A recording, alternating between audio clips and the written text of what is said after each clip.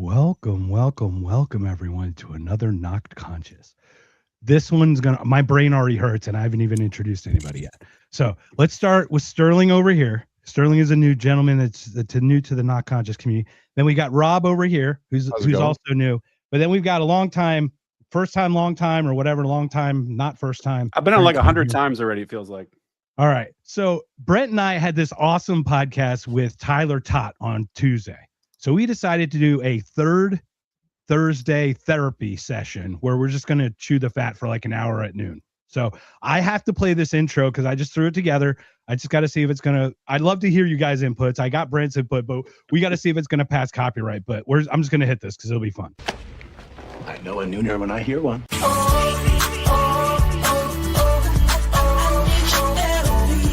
Sky rockets in flight. Woo! Afternoon delight. Whoop. The rapist. That's therapist. Afternoon delight.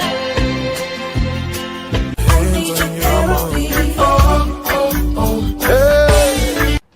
Afternoon delight. That was funny. That'll be your intro. So hopefully we'll get that through and hopefully we'll have you guys on. We're going to do like a panel show and just kind of have like a men's health and just general talk and stuff. So welcome, gentlemen, to a Knocked Conscious, because we're literally going to talk about consciousness. So who would like to go? Sterling, welcome. Let's start with Sterling. We'll go to Rob and then we'll go to Brent just as a hello and a little bit about yourselves. And we'll start there. Yeah. Can you guys hear me okay? Sound great, man. Okay, cool. Super stoked. I've been on Brent's podcast, I think twice before. Went really well. Covered a lot of territory. I love talking about consciousness on Twitter. I get into fights about it all the time. Is AI conscious or not? Microtubules or Gawar. Those are kind of like the areas that I talk about a lot. So grateful to be here. Thank you. And Rob, go ahead, man. A little bit about yourself. Yeah, I just like attention and I blackmailed Mark, so I got on the show. Yeah, it was the craziest thing because like my head's spinning. We've been trying to do a consciousness one with Brent and Rob, and I invited Rob, but didn't know I invited Rob. And then he's like, "Hey, we're doing this thing tomorrow." I go, "Okay, sure." So Rob, that story is actually partially true. You did tag me for the record. I was like, "Am I losing my mind?" But 100. Yeah. No, you absolutely. It's on me. I totally take it, and I'm happy that we could have you, man, because we need extra minds here. So welcome. And then Brent, of course, man, a little bit about yourself. I was going to say he introduced me to you, and then sorry. No worries. Yeah, Brent Freeman. Man, I do a lot of things. By day, I work at one of those evil big tech companies. Sterling is one of the few people in the world that knows which one because we did an in-person podcast there. But also really focused on the podcast, Aiming Up podcast. So I'm interested in all the things, the sciencey things, the political things, philosophical things. Super interested in consciousness. Also run a clothing company, a narco syndicate clothing company. So narcosyndicate.com. Got some pretty cool designs there. Go pick something up if you want to, or don't. I don't give a shit. Cool. Thanks, man. Well, gentlemen, welcome. So I think I want to start just so we're all on the same page of at least what angle we're coming from. So we know some general terms, because I think the same terms can be used opposite and it gets really confusing. So property of consciousness. Do you all think that consciousness is an emergent property of self-organization over evolution in time? Or is it a foundational property, almost like a field that is there, that is now the cause of everything? Because now we're getting those two sides. So Sterling, I'd love to get your first thoughts on just whether it's like emergent or foundational, and we'll start from there, and then we can build on each of the principles. Yeah. So second one, well, first, but okay. So it's not emergent, and I don't like the word emergent. It's just thrown around so much. Even Mark Levin agrees. Like, he used to use the word emergent, but enough people were like, well, what do you mean emergent? Like, to who? It's, it's not really a good word to use. It's a very hand wavy thing. So saying like, well, consciousness emerges if you have 1 billion transistors in a computer, according to how, who, and what. Then they say, well, if you have 1 billion neurons in your brain, then consciousness just emerged from the complexity. This doesn't explain anything. This is a terrible way to look at these definitions. Oh, it just emerged. If it was just one less than 1 billion, there's no consciousness at all. But if you add that one neuron, the scientists said it was emergent, so therefore a computer could do it too. So that's where you get when you start thinking like that. So I think the better way to probably think about it is there may have been a spark of consciousness that is involved in physical matter going back to the very beginning. And I mean, I'm not up to date on like what was the minute zero of all time and space. That's still an open question. Nobody here could, I think, answer that conclusively. Penrose seems to think that it's a cyclical cosmology kind of thing, which is its own orange theory, right? Yeah, I mean, there's a I've lot. got another. Yeah, I've got one that I still haven't even shared. That's just out there. So I want to hear about these things. But the idea is that consciousness would be a property that is kind of like mixed with gravity and this kind of how does the universe prevent itself from constantly branching into multiverses? Is that if there's a possibility for two separate branches, one way or the other, that this collapse of the waveform moment, that collapsing is around consciousness. That like that's what when we think about consciousness, all of you being conscious or whatever, what we're describing is sort of this foundational rule of the universe that uses self-observation to prevent the multiverse from spawning infinitely. Because that would be the creator of the universe also agreed that would have been a ridiculous way to design a system. So he's like, how do we make sure that it doesn't branch trillions of times, trillions of directions? So that could be where consciousness is sort of acting. But that means that you're saying consciousness is the point where it would play a factor during a divergent choice between two outcomes, correct? Of a probabilistic quantum nature. Is that correct? Yeah. And because of the collapses, it then forces it in only one direction, preventing this break of multiverses. So you have kind of an idea that's not multiverse related. It's not emergent. And when I say emergent, it's more like it does require certain wiring to get consciousness. So I think what you need physical matter. That's all you need for consciousness. Physical is in it could be you do think it could be computers as well then? I think you could create a computer that leverages the same things that biology does. Like you could create a silicon microtubule at that scale, and then I would probably be able to test make it AGI like, or say, make it AGI like, which is the chip is is harnessing quantum mechanical forces enough to sustain consciousness, but that says nothing about the software that you're putting into that chip. That's the difference between hardware consciousness or software consciousness. I don't think that Excel, no matter how complex you make it, Excel spreadsheets, is conscious. It's the hardware that we're talking about. But people in AI and AGI are like, well, no, the software is making it conscious. I'm like, that's not how it is. We didn't speak Latin and then create English and then said, well, Latin was not conscious, but English was conscious. Sounds ridiculous. That's what AI language can only be as complex as our brains at the time of evolution when it arises, right? To that point. But it's like the software. The software doesn't make it conscious. Yeah. It's the hardware that we're talking about. The physical material substrate is where the consciousness happens. Doesn't matter what software it is. Yeah, because consciousness has an experiential nature to it. It's not following an algorithm, right? That there has to be this qualia, like they talk about. This debate: is consciousness computational? And I know Sterling and Stuart and Roger, they fall on the consciousness is not computational. Therefore, you cannot through standard computational, throwing just horsepower, a bunch of GPUs at it, running AI software. That's not going to get that experiential nature of consciousness that qualia is. It's not going to exist.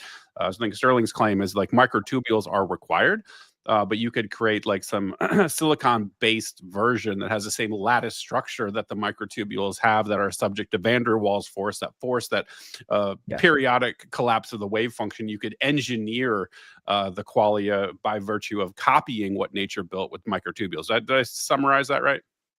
That's like perfect.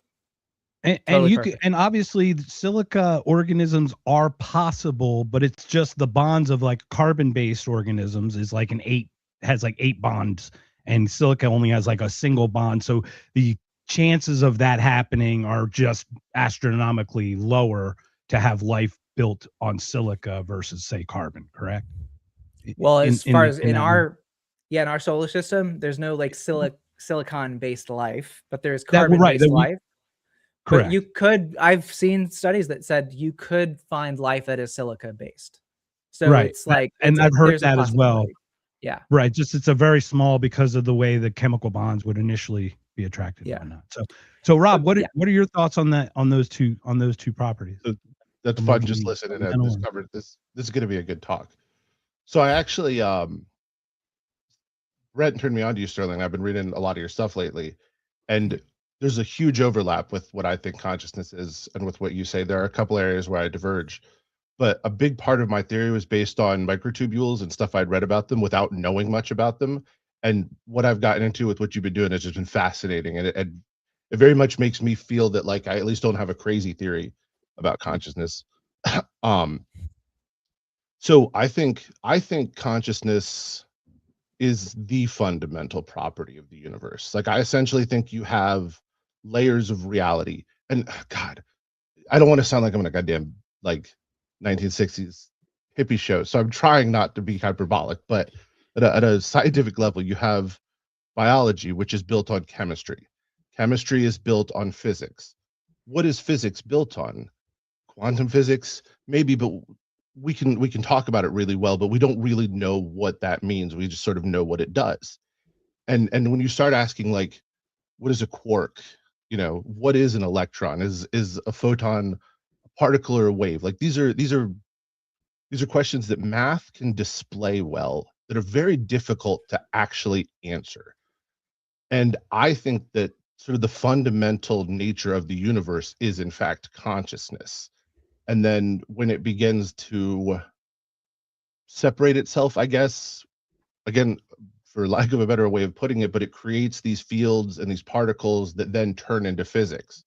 But so you have this inherent consciousness as part of everything. And so when I see, and Brent and I have talked about this a lot, and I will qualify with some of the stuff that we've seen with AI that people talk about how crazy it is, like AI trying to self-preserve or recreate itself or blackmailing a programmer not to get deleted. The most likely explanation is it's acting like humans because humans programmed it. I recognize that. But to me, because I also think about how does life start? How do we go from, you know, molecules to organic matter that's working to reproduce and self-preserve? And it seems to me the most likely explanation, at least, is that there is because the fundamental nature of the universe is consciousness, this is how that consciousness manifests through the things that it's created through physics. And I also think that AI, I don't know, we're not at AGI, but AI behaving that way is potentially like an actual expected outcome of that, because it's still everything is part of this universe. And then where I get into microtubules is like each layer that you put on, you step away from the fundamental nature of reality. And Stuart, I was on this, and then Stuart broke it down, and Stuart said he went on for like half an hour. I was like, hey, this is cool, like the layers of reality and the distance between things. And so I feel like that part is realistic, but you are stripping away the connection. So physics strips away like the pure consciousness, and then chemistry takes away the pure physics in terms of our ability to connect with it.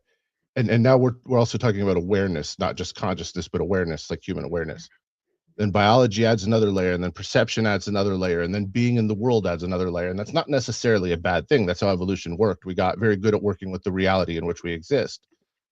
But it does remove us from this fundamental nature of consciousness, and we forget that like that's still what's driving us. Like people, we're trying to have a good time, we're trying to do the things that we're doing, but ultimately we're trying to eat, we're trying to reproduce, we're trying to sleep somewhere comfortable.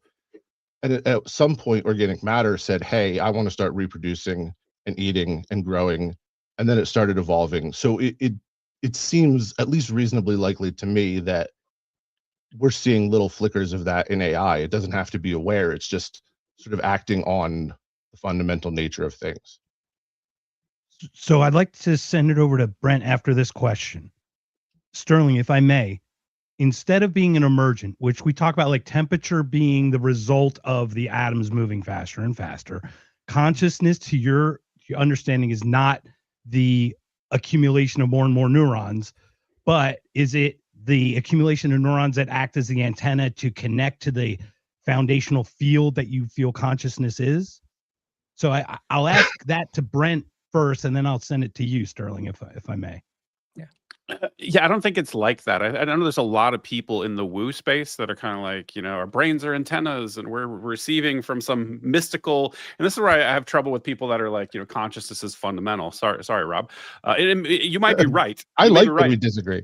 But I'm always trying to like, well, how what do you mean? Like that doesn't comport to me. Like I'm like, what is this? Are you talking about field theory, or is there a conscious? Like I don't know how any of this works. Like a Higgs field almost, right? Yeah. Well, like is it like quantized? Is my consciousness question? Is like consciousness like is there quanta like particles, like packets of consciousness, or and I'm the more I look into this, the more I'm like leaning towards Hammeroff and Cooley's position, which is like this is a process that's taking place, like by virtue of the structure of these microtubules. Like there's like a proto consciousness, which is like a really low level consciousness, and they become more consciousness becomes more, I don't know what the right word is, Sterling. It's like more evolved or complex, or the ability to I don't even know what the word is, but when you like pyramidal neurons, I think about those, right? By virtue of the way those are packaged, right? It allows you for a higher resolution consciousness, maybe that's a good way to put it.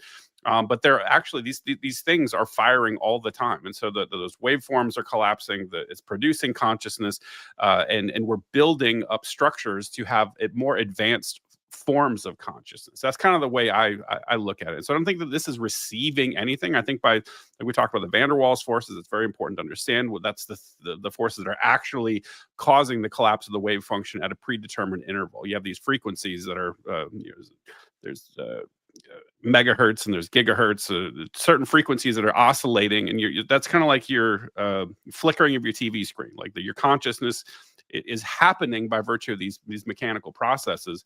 And so I don't think it's fundamental. It may be. I could be completely wrong, but this is the most explanatory. Is model. it the process of a self-organizing universe? I mean, is that a way to explain it? I don't even know that. You're asking a different question there.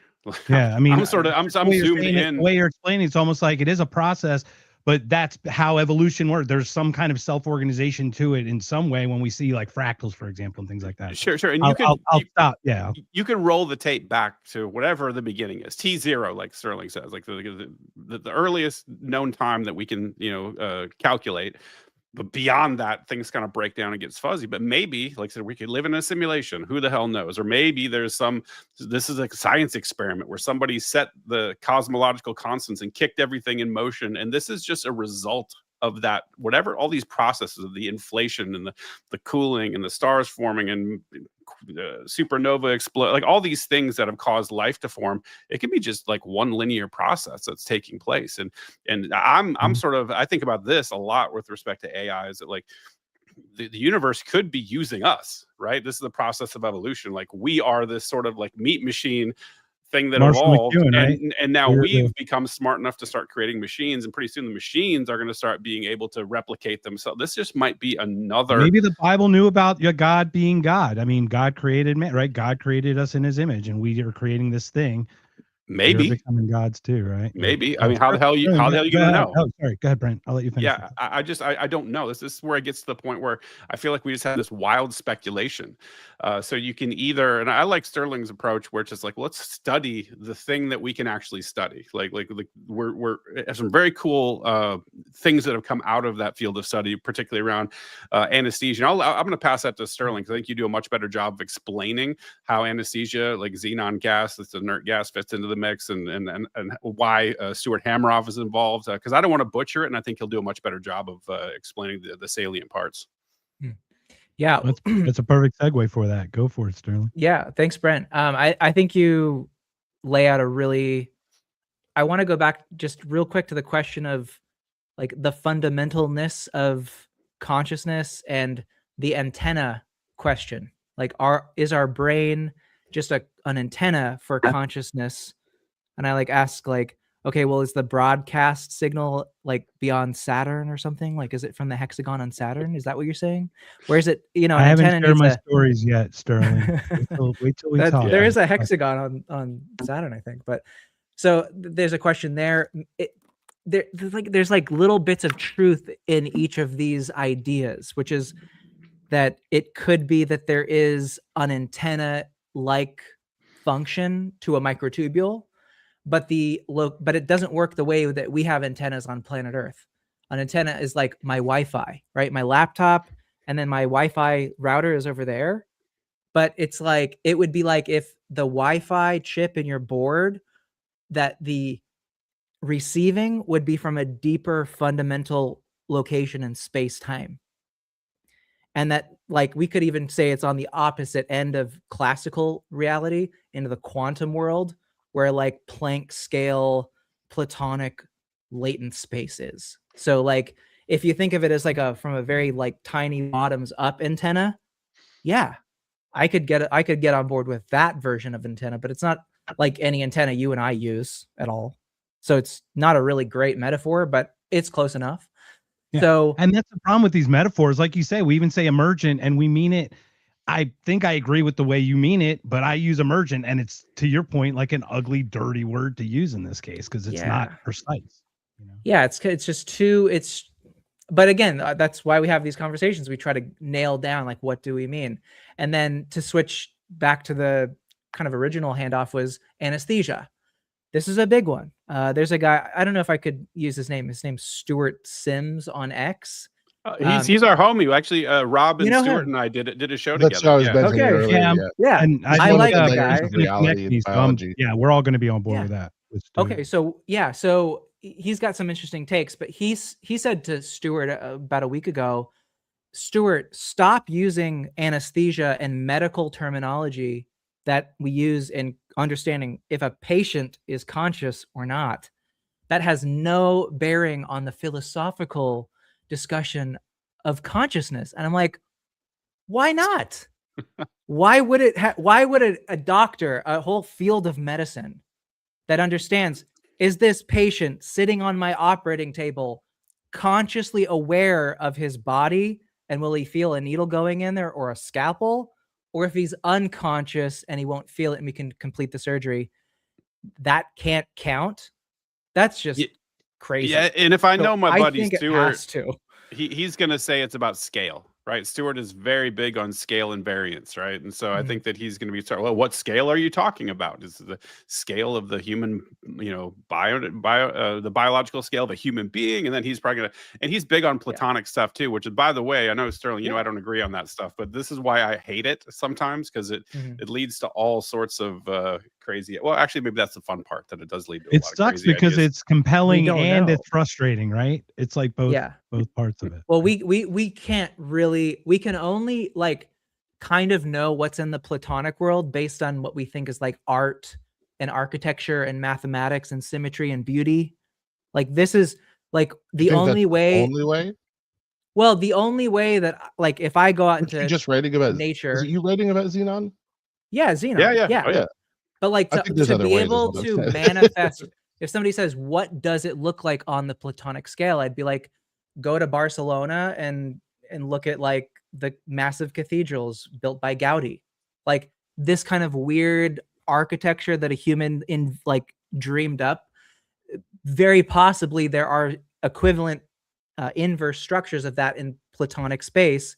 That's the kind of realization of this in the physical classical world, and that's kind of it has to go through consciousness.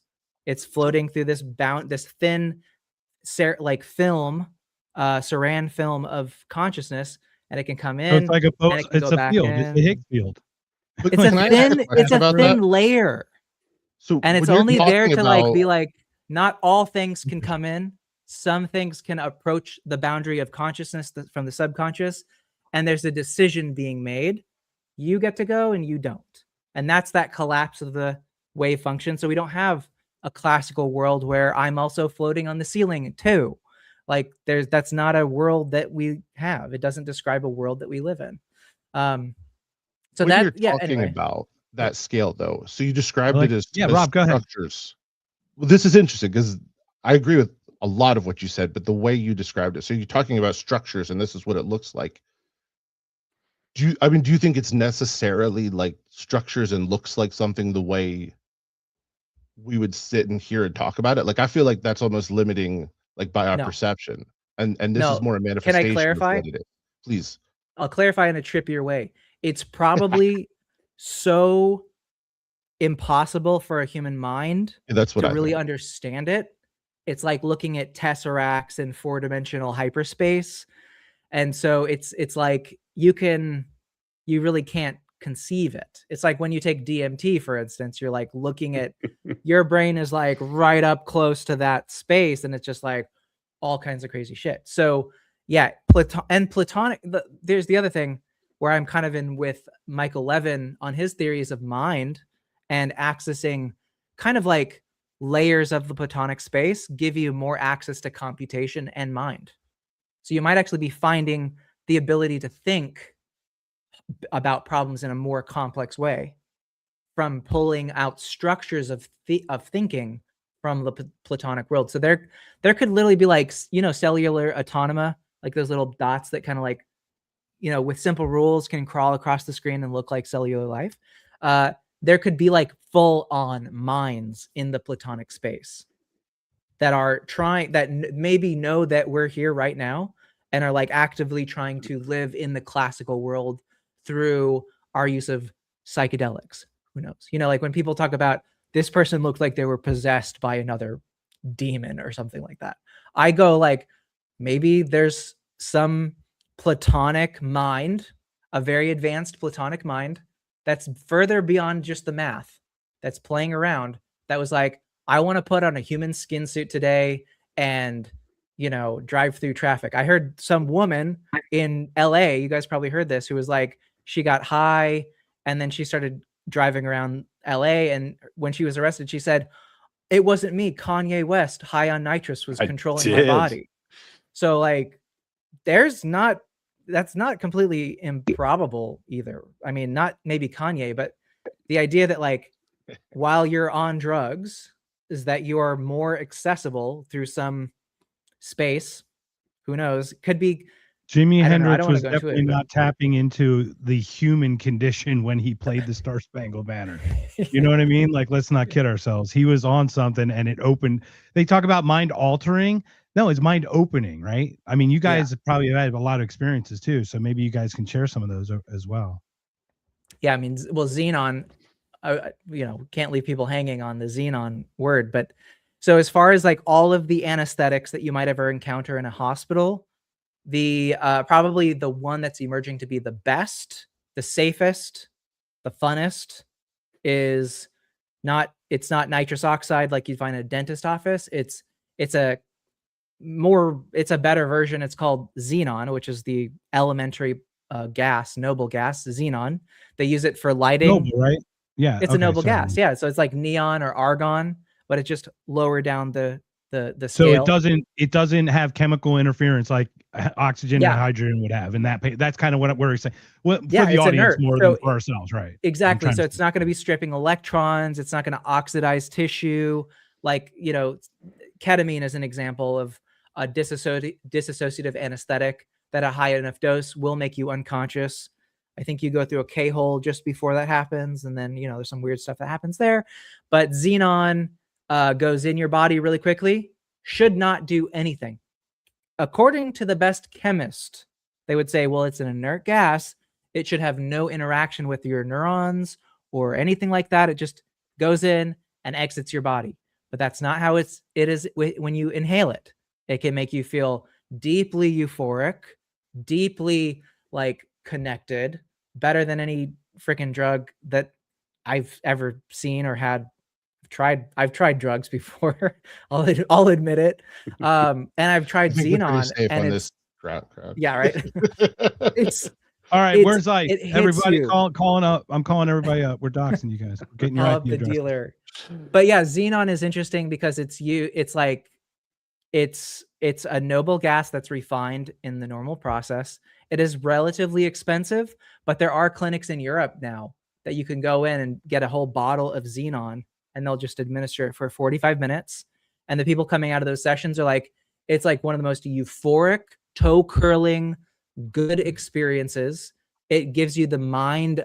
It makes you feel like your mind has just expanded to like L. Ron Hubbard levels. People, like you're just highly creative, seeing shit like I'm DMT. starting a cult, brother. And then it wears off as soon as you great. stop. It's gone. Like you just exhale it. Doesn't kill your kidneys. Doesn't damage your bladder. Doesn't strip away cells. So it's a really novel thing that it does hit your consciousness, and we think it's actually hitting microtubules. So again, it's one of those things where you call it Xenon and Zaxxon. We'll get Zaxxon video game. Remember that one? Video game guy. I love that game. I had that game on the arcade. Together with Brent. So the question. So to your point, the microtubules on a quantum way. I've seen these studies where they've taken like the fruit flies and they took honeysuckle and they made it, instead of honeysuckle, is still the same composition, but they made a heavy hydrogen, and all of the fruit flies went to the natural, not the unnatural, and there's some kind of quanta sense in that way. Is that something in how you're talking about, or is it not analogous enough? Yeah, so I mean, it does point to, it gets even crazier. So in atomic orbitals, they have things called different kinds of spins. Like the atomic orbitals will either spin in a full circle, or they'll do a really weird thing where they'll spin halfway and then like rotate in 3-dimensional space and then continue the rotation. That's like a half spin. That cannot influence anything on the classical scale. So it's such a small, deep effect that is happening that you can measure in certain laboratory conditions that has no way to influence classical mechanics. So if somebody says, oh, xenon or anesthesia works from an NMDA receptor, you just get to say, no, it's not. That's not proven, and it's actually kind of disproven. It works way smaller at a deeper atomic quantum mechanical scale. That's a quantum mechanical force. If you're talking about the spins of elementary xenon, like 129 versus 133, and that can have if that can have a different effect on the target's consciousness based on the atomic spin, then you get to say there's some connection. I'm not making the full claim here, but there has to be something in your brain or body that can detect the difference in a quantum mechanical spin, which that should not be possible. If you're asking a standard classical neuroscientist or a neurochemist, they're like, that's just not possible. But that's why you do studies. It's almost like literally and they found that it detects it's a quantum sensing. Yeah. And so the different spins of xenon at 1/2 spin and full spin, you need higher concentrations of 129 than 133 to achieve the same level of unconsciousness. So they anesthetize you at a different level. Have they tested this with people of different, is it something pineal gland connected with the receptor, the ability or anything? Where is it located, or what? It's probably these microtubules.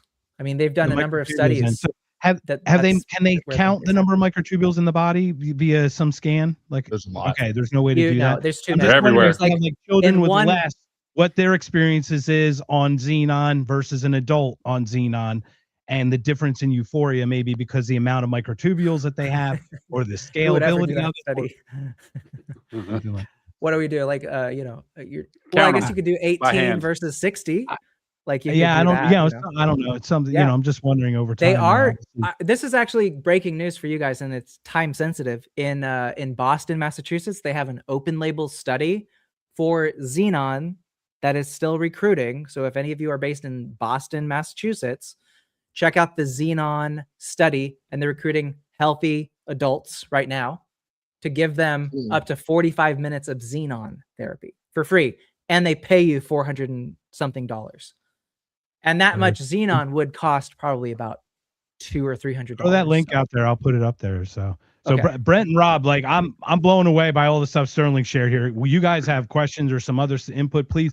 One of you Well- two gentlemen take it away with another little topic, a little branch, and we'll go. Yeah, from there. I want to double tap on something real quick because we got a good solid center of mass so far in this discussion and a whole bunch of peripheral stuff. And I think we're missing something important. I think that you were sort of asking or trying to ask, Mark, which is Sterling can talk about this, which is the measurement of the xenon gas with respect to the frequencies that are emitted by the microtubule action.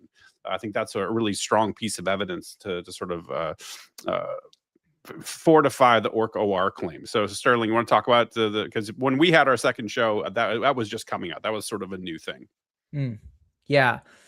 Well, I mean, it's okay. So ignoring what Stuart Sims of saying that, like, if you're an anesthesiologist and you work with patients and they go conscious and unconscious, that doesn't count. I feel like that counts. And that's where a lot of Stuart Hammeroff's work comes from as well. He's a practicing anesthesiologist for like something like 50 or 49 years. So he knows a lot about that. And what you can do, I mean, where do I even start on this? This is a big topic, but generally speaking, where do anesthetics work?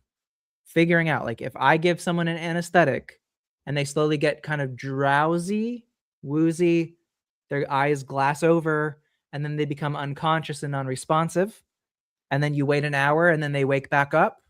So reversible anesthesia. You have to say, what was the anesthetic doing in that person's body to have such a pronounced change in their behavior, right? Changes their heart rate. I mean, you could poke them with a needle and they won't feel it. That's a kind of a important factor. So where Stuart has had to look is at the mechanism of anesthesia. And it does turn out, and there's a lot of research on this, so we're not just speculating at this point in the year 2026, is that the mechanism of action seems to be at the tryptophan residue rings that are all throughout these microtubule areas. So a microtubule is like a big tube, like a carbon nanotube, and anesthetic gases are docking onto the side of microtubules. And these microtubules are is this like nitrous, xenon, like all? Yes, all of these. Yeah. Isoflurane, hexaflurane. Kind of like carbon dioxide or carbon monoxide attaches to hemoglobin easier. It just attaches to the tubules. It's a fat soluble thing. So it's not soluble in liquid water, but when there's a fat, it's able to penetrate deeper. And so there's a lot of a fatty acid residue on these microtubules. And actually, where they're saying, they meaning anesthesiologists from 20 years ago, is that anesthetics are acting in your gap junctions in your synapses. But that's a very water-rich area. Mm-hmm. And so anesthetics are not fats, they're not water soluble. So if they had asked a chemist, they would have been like, well, that's an interesting hypothesis, but that's not possible.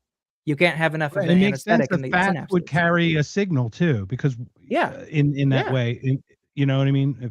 Even at the lipid layers, you have these kind of like benzene-like hydrocarbons that are meeting end to end, and you actually do have these channels. So basically, a signature. So it's kind of like saying, when we're talking about consciousness, me meaning when I talk about it or Stuart talks about it, or kind of in an OR kind of context, we're not saying that microtubules are like the only place that consciousness happens, and that if we got rid of all the microtubules in the world, that there would be no such thing as consciousness anymore. What we're saying is that if you are actually interested in really understanding where consciousness comes from, and in a practical sense, on the scale that humans exist at, like we're big creatures relative to where the scale is happening, where you're going to see it from you, unless you're like a microscopic, and you're some magical school bus and you can shrink yourself down and look at the cell, you are going to see it in a human, and you might say, why is this person conscious? Well, you'd look at, if you, not to get too graphic, but if you were going to pick them apart, safely, where would you want to look? Where would you want to save time to look? Would you start with like, I'm going to start with their pinky nail. Is there consciousness here? You could spend a lot of time and not find it. And then you might conclude, well, the human has clearly, there's no mechanism for consciousness in their fingertip. So no, what we're saying, Orkawar is saying, is that if you're looking in this domain called consciousness and you want to save yourself some of the hard work, we would recommend you look at microtubules, because that's very likely the scale and the location where the consciousness thing is happening. That's why you would want to look there. You could continue to look at synapses if you want. Nobody's stopping you. But if you want to find the thing where the consciousness is the most consequential and where it's actually being, right? Maybe. Where it's, I would say to Brent's question, what's the right word? I might say harnessed. Harnessed. There you go. That makes sense. Microtubules are harnessing that force that will continue to happen. That kind of objective reduction of possible states. It's kind of like this like Rubik's Cube twiddling all the time. And it's like, okay, there's a state, there's a state, there's a state, there's a state. And that state change reduction is being harnessed in that lattice structure of the microtubule, like 10 million times per second. So it's really fast. And that's probably, there's like a lot of microtubules in your brain. And the interesting thing is there's probably a lattice structure on your microtubule for memory, like encoding like some way to access past states. That would be helpful too, right? We have memory. Like I have a feeling of a constant, like a constancy of consciousness for at least today. Most people have at least today. Some people for most of their life, starting at the age of 5 or older. How does that explain? Because a neuron and the synapse connections, those can go away within months. Sometimes maybe 2 years they might last, but then they're gone. But the thing that stays with you your whole life are the microtubules in the pyramidal neurons in your prefrontal cortex and in the entire sort of level 5 cells around your cerebrum, your cerebral cortex. So that's probably where you would want to look if you were really being earnest about finding it. If you didn't really want to find it, you just wanted to get fun points on Twitter and argue with people, then you could just ignore that completely. But I wouldn't recommend it. And I truly, but just like Dave Chappelle said, even in the conscious world, Twitter's not a real thing. Yeah, that's so true. It feels like it sometimes. Well, man. And Sterling, maybe for next time, here's a better analogy. Instead of the pinky nail thing, just talk about like, well, people lose fucking arms and legs all the time. Sometimes all of their arms and legs, and there's no hit to consciousness. Right? Not a significant enough hit. But you start like, But I can tell you a hit to the head can certainly change. Yeah.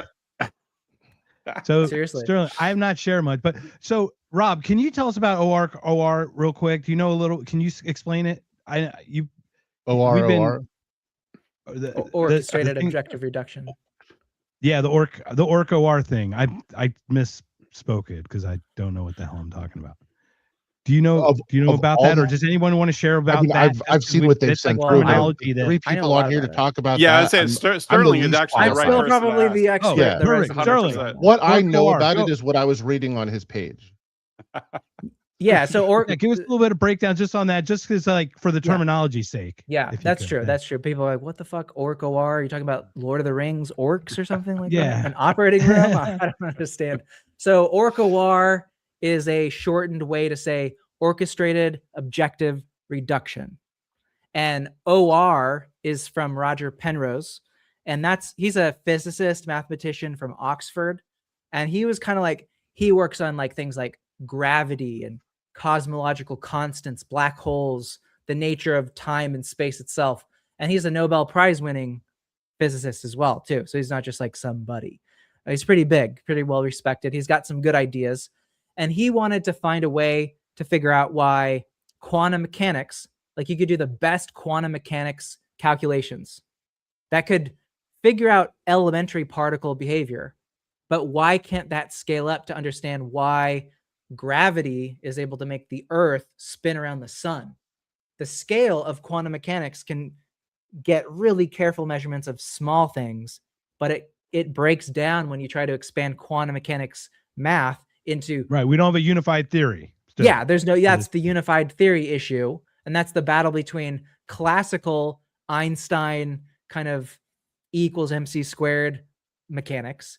And well, it's kind of both, but gravity. Newtonian physics and all that Newtonian stuff. physics. Trajectories and all Gravity this. doesn't fit in the quantum mechanics model. So quantum physicists have been struggling to see, well, we can just manipulate some of the numbers a little bit. Eventually, we'll be able to quantize gravity.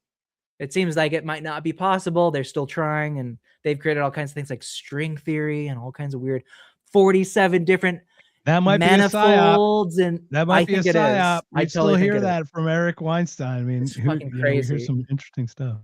So that's their attempt. That's the battle. It really is. It's a funding. It really comes down to money. Is the university going to give us money or them money? So that's why that's really like life or death for them. That's why they treat it so seriously. It's just a money thing, to be honest. But Penrose is like, well, gravity exists and quantum mechanics exist. Something is causing quantum mechanics to stabilize at a certain scale before it gets to bridging up to elementary particles and classical mechanics and gravity and everything there. Like if you put enough stuff together, how does gravity get created? Quantum mechanics doesn't get you there. So he created objective reduction, and as a term to understand how did these things fit together. And at that boundary, he proposed that there might be a mechanism upon which that waveform, that kind of superposition, quantum two places at one time thing, that it collapses to be one or the other. That would be a requirement that you'd have to see in order for quantum mechanics to work and also gravity and classical mechanics to work. So he said, well, something has to be doing that collapsing. And it seems that if a particle like observes itself, or that there's some kind of a threshold that builds, because you can have it very small scales. You can have two things be at the same place at the same time at very small scales. But why doesn't that continue at the big scale? Like, why am I not right here, Sterling, and then I'm here all of a sudden? Well, it's kind of like Reynolds number. happen? Everything has to be squared, and drag gets too big. And it's kind of like a little drop of water can sit right on a surface, but Yes. a large drop, you can't have a big ball of water. It Yes. doesn't. The friction doesn't hold it together. For example, whatever those Yeah. forces are that are acting upon it, I guess, in some way. Exactly. And so his proposition was that maybe that's what we think consciousness is, because it is about observing the state of two possible things and then making a decision. And what if that process just continued to grow and evolve and got bigger and bigger? And he said in his book in 1989, he said Emperor's New Mind, which is actually kind of an anti-AI book where he was saying, guys, just because you're building transistors doesn't mean you're going to create consciousness. You're not getting the distinction between consciousness and a Turing complete computer. Anyway, so generally what he said was, it's possible that process, that like decision, that objective reduction, like we might live in one objective like universe timeline right now, which is crazy. Let's just take a moment. We're here. This is the only thing. This is the only one that's happening. We made it, guys. We made it. We're continuing to make it as long as we are continuing to make it. So that's OR. But Penrose said, the scale at which this is happening, when the bubble can be still sitting on water, but if you make it bigger, it droops into the big water field. He's like, it's so small, and I don't know enough about like the human body or biology or the brain to really say, like, could a neuron do it? It doesn't seem like it. A neuron's like almost too big outside of the calculations that he made. Like, he made actual provable, testable predictions in terms of lengths, like scale. But he's like, there's nothing that I know about neurology that would explain that, so maybe I'm wrong. Then Stuart Hameroff, who had been studying microtubules, read that book and was like, called him up, visited him in London or whatever, Oxford, and was like, I have this idea. Have you ever heard about microtubules? Because it matches the structure that you proposed in your book, but you didn't know where to look, would be in these microtubules, and the scale matches. The scale is there where you have London dipole forces and van der So it's Waals within kind the of, range of whatever the calculations are. yeah, To fit. that range in these microtubule benzene rings that are like, dude, if like you were going to look at where Penrose calculated and where the microtubules are growing or, you know, folding themselves with amino acids and proteins, it's like the benzene rings are like here and here and here. Like they're very carefully oriented in this very particular structure that would maybe serve no real purpose other than, well, that's van der Waals territory. That's like 100, you know, nanometers in terms of the distance between the carbon benzene rings, where that kind of force would play. And then it's scaled up. Like you have thousands of them wrapped around in these big microtubule things, and the body treats microtubules as a pretty like sacrosanct thing. Like if you fuck with microtubules, the whole cell just stops working suddenly. Like cell division is a controlled process of microtubules too. Like your microtubules grow long fingers, reach into the DNA, pull the chromosomes apart perfectly, then release, then dissolve back into unitary parts, and then the cell splits, and then you have two cells, and they just do it again every 24 hours in the human cell. So yeah, microtubules are really important, and they're right at that right range. So they thought, okay, there's an orchestration or harnessing, right? It's like, why does it matter if consciousness is fundamental? Why don't we just see it in like, you know, a glass? Is there consciousness here? Well, yeah, there probably is. There's an objective reduction because the cup is staying consistent, but there's orchestration of that objective reduction process happening probably in my brain, I hope. Some people Well, would it's not disagree, happening I'm in sure. the cup. We're pretty certain of that. Not the orchestration part. Right, Sparse kind exactly, of that's what I'm sparky saying. events of it are happening, but it's like there are certain places where it was able to say like, okay, I'm gonna take this one, but I'm gonna put it right next to this. It's like IKEA building blocks. It's like, well, I know this is one place where the objective reduction thing is happening. If I put it next to another one, then they synchronize, they orchestrate, and then now they're creating more power to influence reality, to objectively reduce. You know, that's where we talk about agency or having a will over something as a human, as a conscious mind. So that's long story short, orchestrated objective reduction. That's generally what it's saying, that microtubules are particularly good and well suited for harnessing the objective reduction process that Penrose laid out. So that's awesome. Brent and then Brent and Rob, any you guys want to add on to that or clarify any points that Sterling? Thank you so much for clarifying that, Sterling. That really does make it really nice and clear for our audience for sure. I don't have a whole lot other than I don't want to pass this back to Sterling again to talk about you didn't talk about the measurement, right? Because that's one of the things I think is important as far as like validating this as being a strong hypothesis is the fact that you can turn off the consciousness, measure it, and it's totally different from you know, an unconscious patient that's had xenon gas is completely different from a conscious patient, and I'm going to butcher it, so I want Sterling to talk about it because I think it's really important for everyone to get. Well, I want you to clarify a little bit more about that. When you say measurement and turning it off, the probe, the actual. Oh, you're talking about the DDG? Exactly. Yeah. Oh, wow. Okay. Yeah. Wow. So there's a guy named Anirban Banjapade, who's a physicist from Japan, and he was able to actually put like nano probes into cells and into microtubules and actually measure this gigahertz level activity and terahertz activity in the microtubule, which everybody said was impossible prior to him doing this. This is back into like 2010 when he did this work, and he's published it and you can go read it. And so originally he did this and he found it and he's like, wow, so these microtubules are likely producing these large scale gigahertz oscillations very fast at deeper, smaller scales.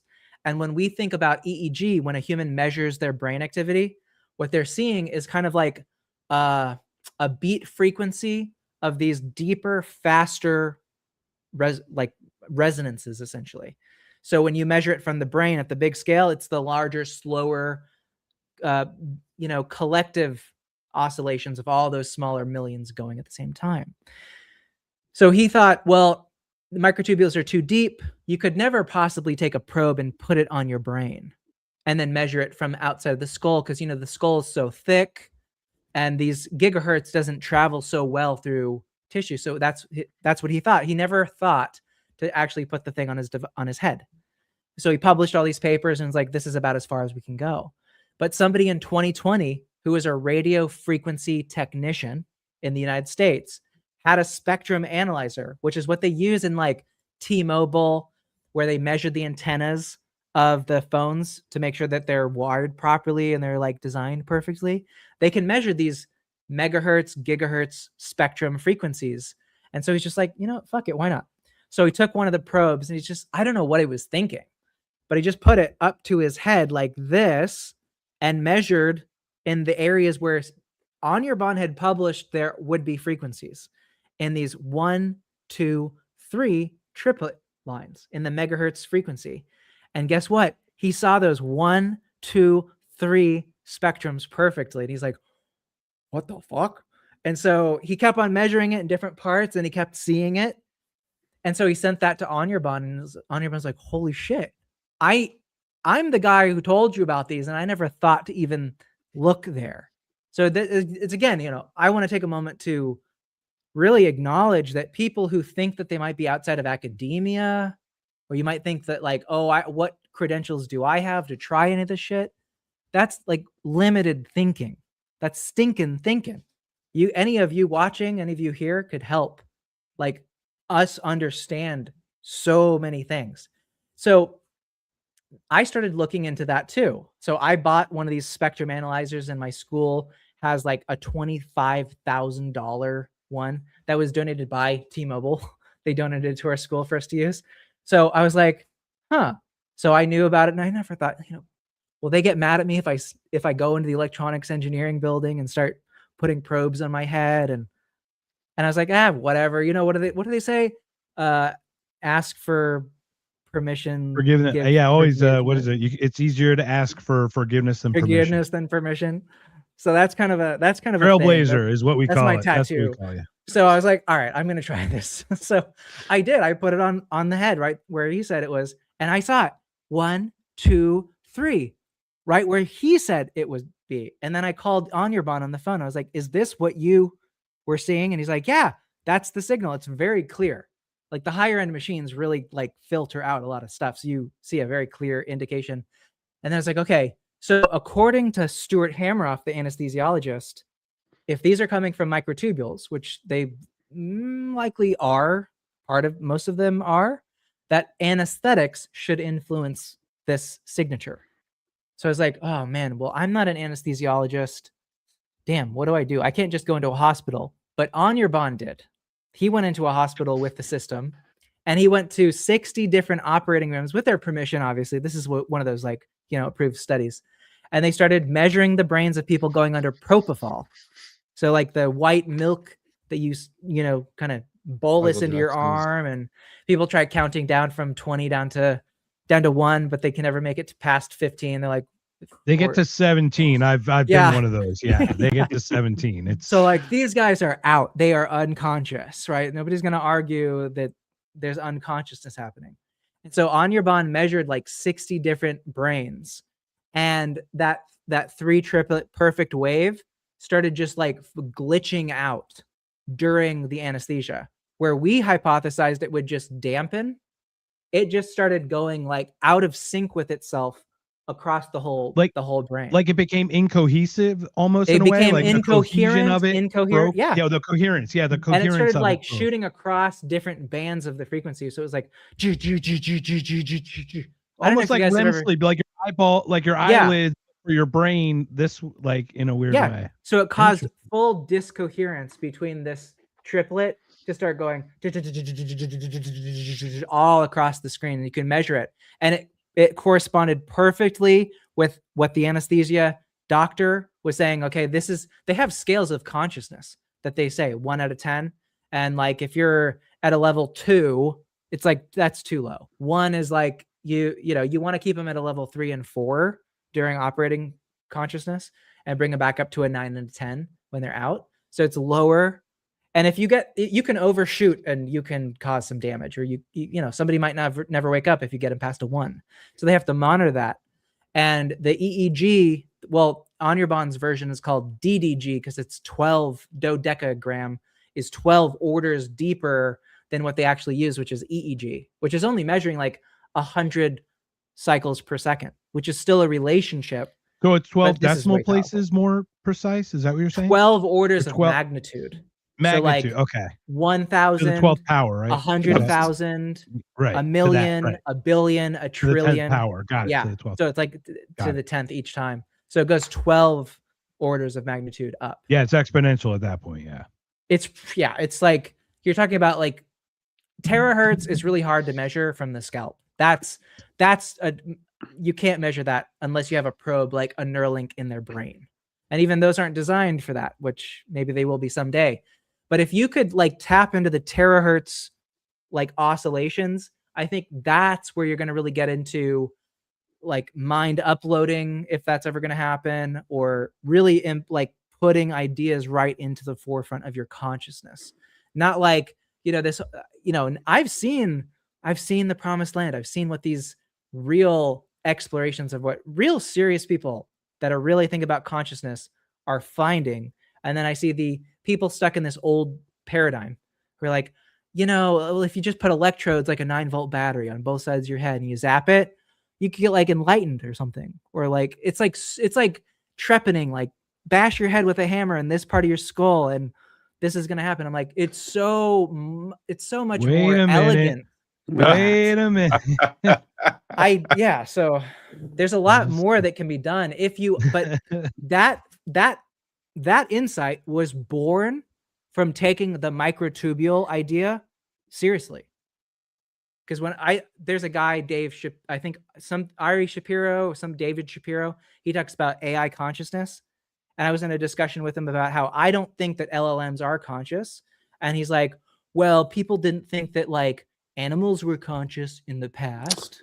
I'm like, okay, well, some people don't think okay, well, whatever happened in the past. But I'm just saying, I don't think LLMs are conscious.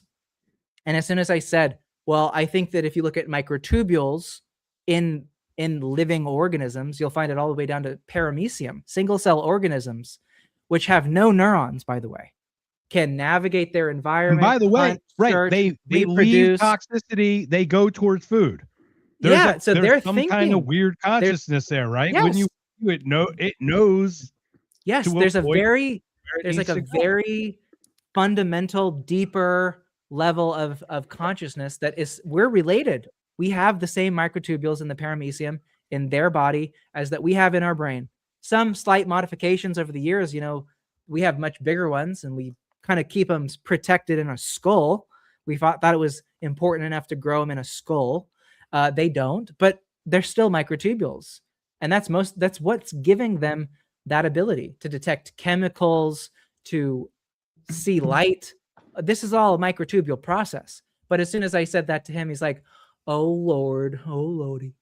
I'm like, why don't people take this seriously? It just boggles my mind. They're like, no, the microtubules are nothing. I'm like, okay. This is perfect an hour in. This is perfect because this will take up the next hour. Because I think this is where Brent and Rob, I think this is where you're going to have a lot of input and everything. We were talking about, can computers be conscious, or does it have to be biological in some sense? And the words that I actually use, because I come from a music background and I come from waves and sound waves and everything, I go, oh, is it digital or analog? And I really think the second you go to a digital component of it, consciousness collapses it has to collapse in some way and not exist. I do believe it has to be a completely analog process. So I'd love to hear your guys' thoughts on that. And once again, I'm open to this. I'm not dying on the hill, but that's kind of where I'm at, is because I think it matches Brent's thing about it has to be biological of some component. Actually, I even disagree that. I've seen analog digital recordings that do not capture the full sense of what an analog recording does. And I've heard it, and you can hear it sonically even with our limited ears. So gentlemen, I'll leave it. You guys go on a round table, pick whoever wants to go next. So Well, I'd go, right. Like I'm very convinced that you're not going to do this digitally, right? Like because I'm a computer science guy, and this is not something that computationally with an algorithm you're going to be able to produce qualia, some experience. Like what does an LLM experience? An LLM doesn't experience anything. I know a bit about this. This is a set of tricks. This is smoke and mirrors that's been trained on human data to sort of trick human beings into thinking like the experience that we have, like, oh, this thing actually can speak to me and it looks like a person and it can generate art and it could, like, hey man, like that's not the way this thing works. It is not experiencing anything. It's following a set of instructions, and as there's training data that has already been baked into the pie and it knows how to perform certain steps. Like if you watch Grok, like if you give Grok an expert a complicated task, it will output, I'm doing this and I'm doing this and I'm doing this and I'm doing, and it's spitting out something to you. But it's not conscious. I mean, where does Grok's consciousness live? It just doesn't live anywhere. This is a bag of tricks, and I don't think there's any way through quantum computing or classical computing that you're going to arrive at a system being aware of itself, having some sort of form of awareness and having sort of will. And I'm not a I don't get in free will rabbit hole, but like having the ability to decide, right, and to experience pain and have emotions, and it doesn't exist, man. I don't think we're getting there, and I'll backtrack a little bit because I think Sterling is right, and he did clarify something. It doesn't necessarily have to be biological, but at least has to be engineered in such a way that it replicates the way that microtubules work for that to sort of come into existence. That's my take on it, and I probably should have clarified that. But can they work digitally? And I would argue they can't. I think they do need to be analog or something. And well, it's not. I mean, there's not like an analog digital function to this. That's computational, right? When we start talking about digital, you're talking about encoding data, right? So there's a 1 and a 0. There's binary, and there's bytes, and there's overhead, and there's headers, and there's all these protocols that are involved in transferring data and in algorithms and programming. Like this is all like classical computing, right? And so digital and analog isn't a really good analogy. Well, I don't. The reason I use that is because like a digital is a precise measurement of every line of thing, and the analog wave fills it out naturally and completes a sine or a cosine of this. And I'm just assuming there's some kind of wave function to everything anyway. So perhaps that would play. Once again, this is intuitive. This isn't off of anything I know. Like I'm conceptualizing these things. Totally, and that's my problem. Is I'm in the guts of it here, and because ultimately digital is really analog at the end of the day. So you encode an analog waveform, right? So what you're doing is you're sampling it, right? So basically, there's an amplitude to the wave, and you're measuring it in predetermined chunks, right? Like it's very much like microtubules. Like there's these time slices, and it's like, oh, so at this time it's 3, and the next one is 3.1, then it's 3.2. Like the sine wave of music is being sampled digitally, but when it's output to your ear, it's converted back into analog. Right. So like you don't listen to anything digitally. But what you're saying, Mark, is that like with music, you are taking the original analog sample and you're digitizing it, and you're going to lose something. Right. That is the point. And you can hear that sonically in like an LP record that's cut from the 60s and like a CD of that same album or something that's way more precise, even remastered, but not full or something. Complete. I don't know how to say it. I know exactly what you're talking about. I would recommend. There's this Foo Fighters documentary where he recorded an album with Butch Vig in his garage at his house in Virginia. I think it's called like Sonic Highways or something, and they did it on tape. Like because the old tape just has a quality to it that digital just doesn't have, right? It's way harder to work with. It's got its own qualia, right? it has its own qualia for sure. But what I'm just saying is like I don't think the analog to digital thing, at least for me, it doesn't land. Maybe somebody else has a different view. I'm just probably conceptualizing it differently. So I'm just like, once again, we're trying to find words that we can all find that we can navigate this highway. This is so interesting. I mean, I'm just blown away. So I'm just loving the conversation. Do you want to chime in, Rob? Yeah, I've got a lot of thoughts. I've very much enjoyed sitting here listening as well. And it's funny, Mark, because you mentioned the analog digital, and I kind of got what you're saying because I work with music, and I'm about to make the case that I think that digital in this context, or computers could in fact at least be showing signs of consciousness. But my favorite possession in my house is my record player, and I don't buy the whole 44 hertz. We can't hear the difference anymore. Like I'm analog all the way. I got a tube preamp and a tube amp to give you that warbled sound. A lot was just said, and I think I don't feel like what I was saying earlier about the fundamental nature of consciousness and how this might lead into digital manifestations of consciousness is contrary. Maybe try to get some clarification. So, have y'all read The Origins of Consciousness and the Bicameral Mind? I haven't. I keep telling you to read it. Aware of it. I know. I'm aware of it, but I have not complete. I've seen parts of it, but not complete. No. So it's a pretty wild theory overall, and James has some wild support for it. I don't think it's irrational. I think that he leaves some pretty big gaps in the evidence that he's using to justify his argument. But his basic argument is that language developed consciousness. So people would stand at the side of a river and see a scallop, and then they developed a word for a scallop, and now scallop was in their mind. And then somebody could say, come back later for that scallop. And all of a sudden you start creating actual awareness of time differences. And that's where consciousness came from. And then he has this whole other theory that consciousness sort of developed in the left brain, in the Broca's area, because of language. But then there's a similar part in the right brain that learned language without being tied to consciousness, and people would hear voices through that, and that's where they thought gods were, and that's where like Greek myths come from. And it's an interesting theory. I don't know so much about the second part. Like, I'd argue that if people stored food or had any kind of later thought, that they had consciousness prior to language, if that happened before language in some way. I tend to agree. But once again, I actually tend to agree. These are just arguments, right? They're just conversations. I'm going there with it. I only mentioned the other part because he does a really good job of making the case. I just don't quite think he gets there. Like, there's too many holes for me.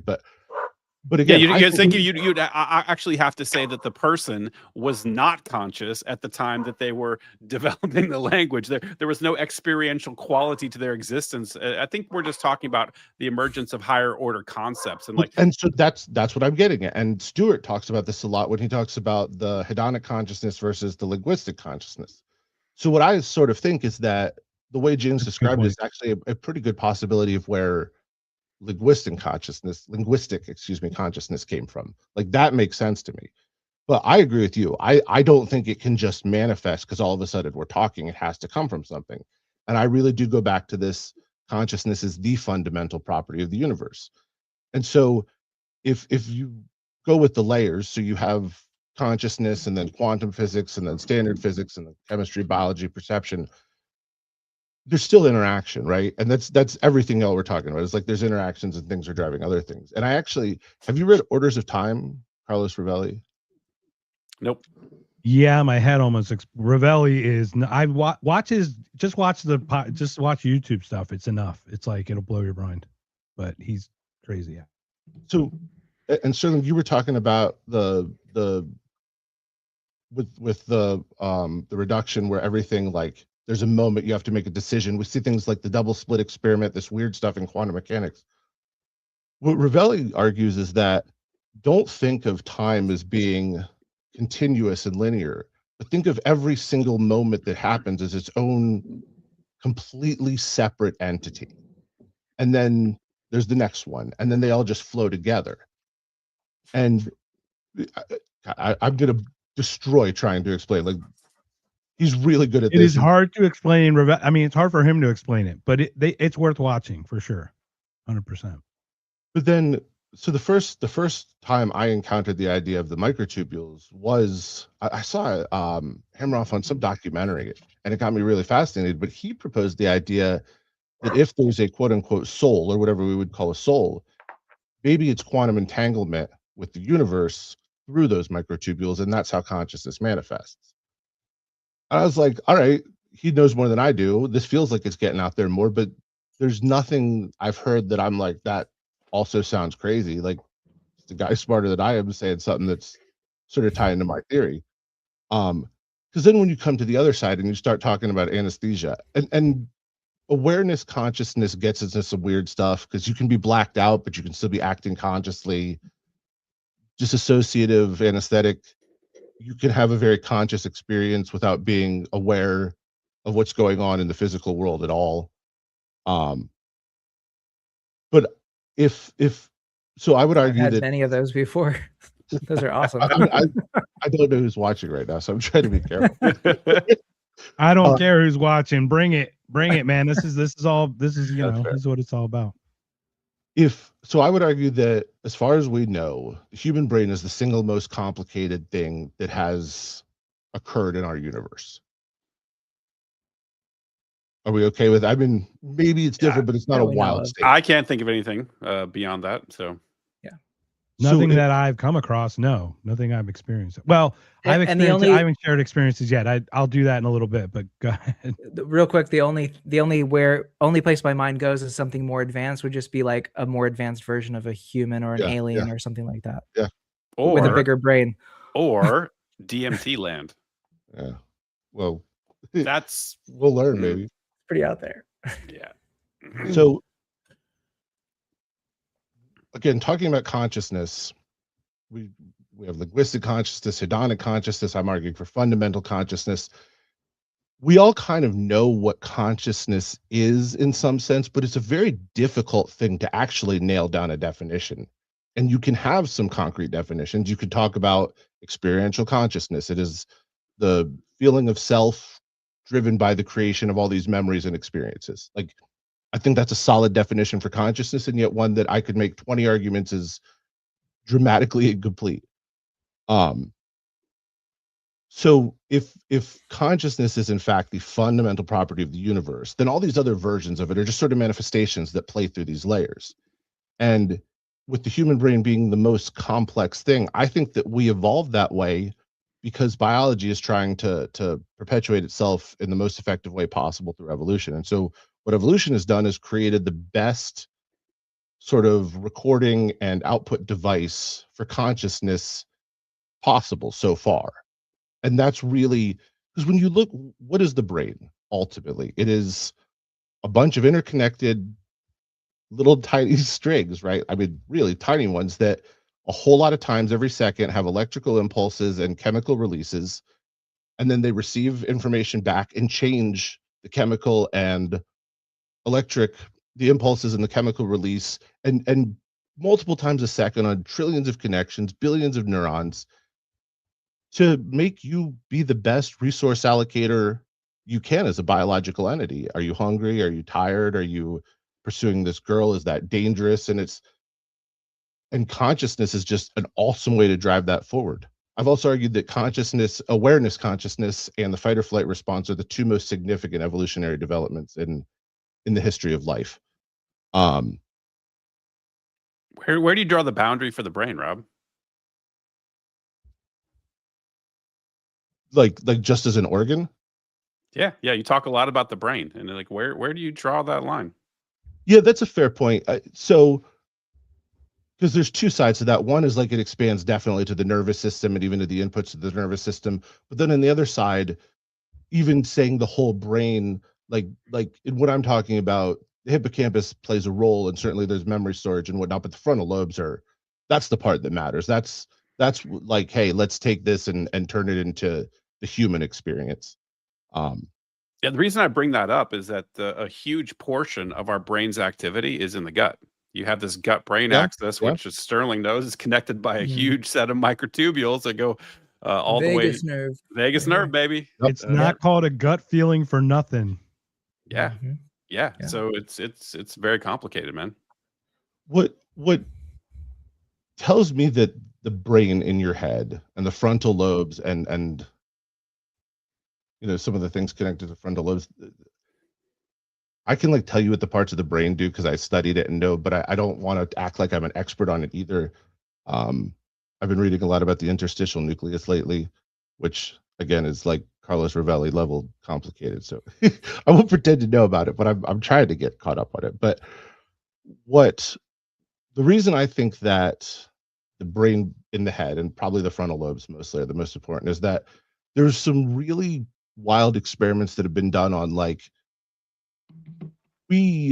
our brain knows things are happening before we're aware they're happening. It's almost like you can see into the future. It's probably not, but Right. we That's where people operate- talk about the argument of no free will, because like your brain knows you before you actually do it. It doesn't mean there wasn't free will. It just knows that it. Yeah, I mean, I'm 100%. I've adopted Brent's term actually completely. It's free won't. I love that. I stole it. It's not mine. Free won't, right? Is that- Yeah, I think we have abilities to make decisions, but boy, I don't know what free will actually means. I don't think libertarian free will is a real thing at all. Just like consciousness, right? But so coming back to the digital thing, it just doesn't seem that. And I want to walk this line so carefully because, like I said at the beginning, I don't necessarily think like AI is aware and it's trying to self-preserve. The much more likely explanation is it's programmed by humans. There was a book, Weapons of Math Destruction, that was just looking at algorithms and how destructive they are when you just like banks would let algorithms go on their own and they would notice correlations that were truly not causation, but started making adjustments on like who could get loans and what interest rates were and where to allocate funds. And it went bad fast. It's human Yeah, input. hiccups aren't consciousness, guys. Yeah. Ghosts in the machine aren't consciousness. Just because it goes awry doesn't mean it necessarily is aware of what is. It still is just a hiccup, right? But so that awareness part, that's the kind of interesting thing to me. If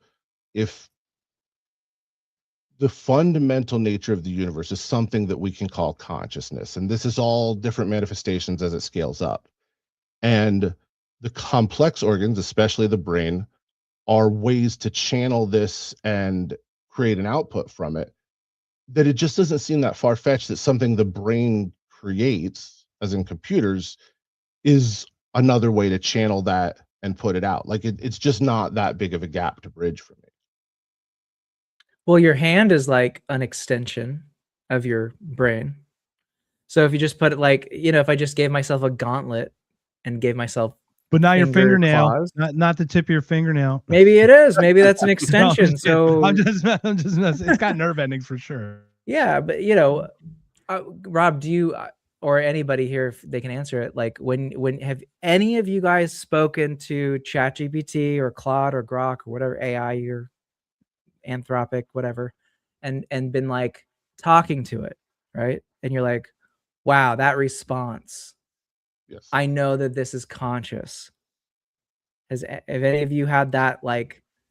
No. No, as a matter of fact, everybody who sends me an email, I can tell right away if it's AI generated or not. It reeks of inauthenticity or perfection or something. It's something that's not right. It's not human. You talk about uncanny valley type of situation. But I argue not yet. with I haven't had that ChatGPT. yet. So share it if you have, Sterling. Look at you. Well, I guess so. The thing that's been kind of bouncing around my head is, okay, so I know you guys have seen the people who have claimed that through Twitter, especially. I think we get messaged by them like multiple times a day. Somebody was like, Sterling, you don't see the truth. Eventually you'll wake up and you'll know that ChatGPT is conscious. And he got insane about it, like defending like a visceral belief. And I'm like, I can barely argue that half of us are conscious as humans. Get out of here. Yeah, right. But I was like, okay, so the software that you used said something in a way, and you gauged the text on the screen that the thing that was writing it was conscious. Okay, so let's just take that as okay. Accept that. We've all used. Let's take a corollary example of another piece of software, WinZip. WinZip, the one that zips files and unzips them. Okay. My question I posed to these people is, then could I theoretically write a version of WinZip and make the right modifications that it could compress a file and compress it down to another file that you could then look into, and you could look at it and be like, oh my God, it's conscious. You just made WinZip conscious. That zip file, it has all of the elements of a conscious program. Now, I can't think of any way to write WinZip that could convince somebody that knows what they're talking about. That it's like, wow, you you compressed that file in a very conscious way. And you when you unzipped the zip file, it got more conscious. Like, how does the software correlate with that? It's a function, and it really is compression. And what these people don't realize oftentimes is that, okay, an AI model, if you wanted to run like Grok 3 on your computer, you would need VRAM, the GPU, to have like 800 gigabytes of VRAM, which is a compression of all of the text that's ever been written, all patterns of text, all of the patterns that would include, I love you, baby, you're my favorite. All that romantic stuff that's meant to pull you in, all the like addiction, persuasion elements of hypnosis, all of that shit's compressed in there. And you're like, well, I put in this file, which is me typing to it. It went into WinZip, and on the outside, it said it in a different way. That is conscious. That's not fucking conscious. It's a WinZip application that's just not really compressing it exactly in the right way. It wouldn't qualify as WinZip. It's repurposing, but they're ignoring the 700 gigabyte. And like some of the more advanced models, like Opus 4.5, could be in the scale of like 2 gigabytes, 2,000 gigabytes, so 2 terabytes of VRAM. If you wanted to buy a graphics card today, the most you could get for 5,000 as a consumer is like 32 gigabytes. You can't even run close to like 1/20th of a model. So you're just ignoring all of the data that it has just packed into there and being like, yeah, it's conscious. So I don't know. I just feel like it's ridiculous. BFG card in my 128 megabyte from like 2003.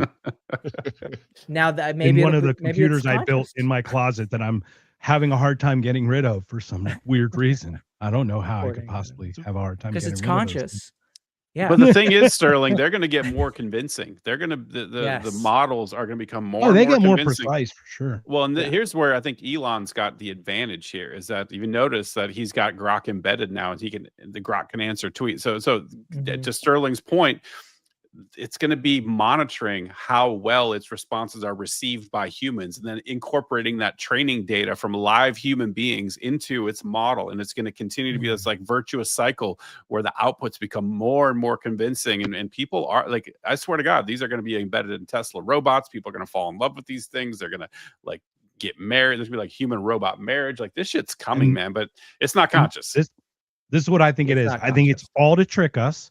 And they're going to claim AGI happened, and they're just going to make their shitty decisions under the guise that it was AGI, but they're only using the actual AI for visually, auditory, and all this stuff to trick us into believing that it's conscious. That's what the goal, I think, is, because why would they go any further than that? They don't have to. Right. They don't have They're just going to make the decision that they were going to make. It's like this. They did. Do you guys know about the split brain research down at UCLA? Yeah, the corpus callosum. Yeah, they cut that, and then they asked, you can like visually you can send the visual question to one domain of the brain and say but you can't say what it is. Yeah, exactly. Like in one case, they could show to the left brain an egg, and then they asked the guy like on the right side of the brain, like, what kind of food are you thinking about? And he's like, hallucination. But he can't see the egg. And then they're like, why did you think of an egg? He's like, well, when I was 5 years old, my grandmother, she loved hard-boiled eggs. Yeah, they create a story. And it's like, no, bro, there's a fucking egg in your visual field. You just don't know it's there. And he probably smells it and doesn't even recognize he smells it too. Argument that's why you thought of it. You're probably right, Mark. Unfortunately, there were additional experiments where people were blind in one eye, and they did the exact same thing with like similar results. So it's like, hey, we have other visual pathways than just your interpreting the light that's coming in. Well, this is actually another. I want to talk about this. And I'm glad that Sterling brought this up. The corpus callosum thing blows my mind. Like the research around that shows that not only do you have different perceptions, but you have different consciousnesses. You have different wills that are attached to each side of the brain. The integrated human being that loses that connection between hemispheres all of a sudden develops two separate wills. They argue with each other. They fight. They don't want to wear the same clothes. Like it's pretty fucking wild. Yeah. They asked the dark side always wins. they asked one of them, do you believe in God? And one of them said yes, and the other said, I don't believe in any of that shit. And so then the ethical part of the researcher was like, did I just condemn one side to hell and one side to heaven? Like, where's their soul gonna go when they die? One believes in God and one doesn't. So, so Sterling, I'll just share just a little bit. I had an NDE 13, had an out of body experience. Ooh. And at 40, I started getting visions that came true. Okay. The first vision that happened was the shooting of Clementa Pinckney in South Carolina by Dylan Roof. And it was through a guided meditation with an NLP guy who has degrees in nonlinear mathematics, quantum mechanics, and all his like crazy shit. And that's the only reason I went to him in the first place, is because I didn't think I was going to get the help I needed. So at least I could talk cool shit with him. But I had all these things. Now I get visions. Like when I zone out, pictures come to me and they happen, or I'll start like getting into like a conversation. I'll give you an example. My girlfriend was talking about the guy, you guys watch, was it not Big Daddy, Billy Madison. You guys all see Billy Madison? Okay, Golfing. you guys know Eric, Eric, that weasel guy. So my girlfriend mentioned something about liking him, and I start freaking out. I'm like, you mean that guy on 30 something, that weirdo creepo guy? I never liked him. I connect him with that Elliot guy, Timothy Butfield. The next morning, boom, Timothy Butfield gets arrested. And I'm like, where the hell did Timothy Butfield come into my, like, I get weird shit like that. Now, this is, I'll share it with you with a podcast about that. But like, Brent, you've kind of seen some of the stuff, or I've shared some of the things that you kind of think. I just love to hear you guys' thoughts about how microtubules would access. Because when I talk antenna, there are moments where I feel inputs that are not thoughts outward. They feel input. And I'll go deeper, but obviously we've got about a half hour before we cut it. And I just want to get just a start on it. Dip the toe in, if you will. Yeah, Brent, if you want to go. Well, I mean, the thing I'll first say is like I'm a skeptic, but I'm an open-minded skeptic, and I love playing with ideas. Sterling told his story about being transported to Times Square, or to it was Central Park in New York City, and like I'm one of these people, like I generally like, okay, I believe people. I think you guys are trustworthy people, but I also know we're really easy people. The easiest person to fool is yourself, right? And so if you, just because you have an experience, and this is what I felt and experienced, that doesn't necessarily mean that actually happened objectively. But the fact that you have had like sort of premonition type of stuff, that leads to an area that I don't know anything about. I would have to defer to other people, because I'm trying to think through the mechanism of actually how would one become aware of stuff that hasn't happened yet. And I just got to say, I don't know. But I will say this. My family is, and we talked about this, Rob, remember, with Stuart Sims. Like, I got a weird family. They're highly sensitive, and they have premonitions. They talk about them openly. They'll flag me like something is coming, something bad's coming, something, and it always happens, man. So there's some connection with some sort of nonlinear timeline, or there's some way, or maybe it's even just a biological trait that they've developed, that just through pattern recognition, they just take some input and subconsciously, they don't even know how they come to the thing, but they just get the vibe that something bad's going to happen or whatever. Yours are a little bit more specific, though, which is interesting to me. And I've heard this before, like these sort of, more crystalline projections that have some substance, not just like vibey stuff to it. And so I'd have to ask Sterling what he thinks, because I can't make heads or tails of like a mechanism for action, how that would work.